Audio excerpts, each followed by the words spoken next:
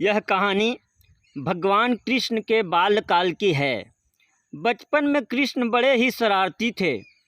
आए दिन कृष्ण भगवान के नए नए उलाहने रोज यशोदा मैया के पास आते रहते थे। इन्हीं उलाहनों से तंग आकर एक दिन यशोदा मैया छड़ी लेकर कृष्ण भगवान के पीछे दौड़ी थी और मैया से भगाते भगाते गोविंदा एक कुम्हार के घर घुस गए। उस वक्त कुम्हार अपने काम में व्यस्त था, पर जब कुम्हार की दृष्टि भगवान पर पड़ी तब वह बड़ा ही प्रसन्न हो उठा।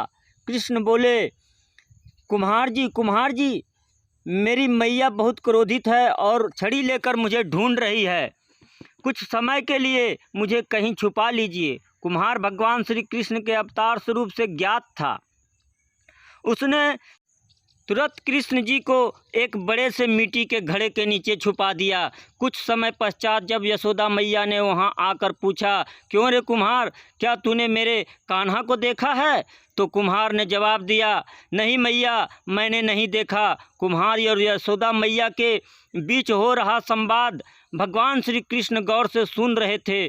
फिर जब माता यशोदा वहाँ से चली गई तब कान्हा बोले, कुम्हार जी, मेरी माता यदि चली गई हो तो मुझे इस घड़े से बाहर निकालिए। कुम्हार बोला, ऐसे नहीं भगवान, पहले आपको मुझे वचन देना होगा कि आप मुझे 84 लाख योनियों के बंधन से मुक्त कर देंगे। कुम्हार की बात सुनकर कान्हा जी मुस्कुराए और बोले, ठीक कुम्हार, मैं वचन देता हूँ कि मैं तुम्हें 84 लाख योनियों के बंधन से मुक्ति दे दूँगा। अब तो मुझे बाहर निकालो। कुम्हार बोला, मुझे अकेले को नहीं महाप्रभु, मेरे पूरे परिवार को भी 84 लाख योनियों के बंधन से मुक्त करने का वचन दीजिए, तो ही मैं आपको घड़े से बाहर निकालूंगा।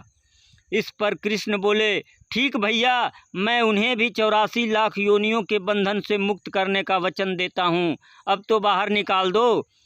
अब कुम्हार बोला, बस प्रभु जी, एक विनती और है, उसे पूरा करने का वचन देते हैं तो मैं आपको घड़े से बाहर निकाल लूँगा। कृष्ण बोले, अब वह भी बता दो। कुम्हार ने कहा, हे प्रभु जी, जिस घड़े के नीचे आप छुपे हैं उस घड़े को बनाने के लिए लाई गई मिट्टी मेरे बैलों पर लाद कर लाई है।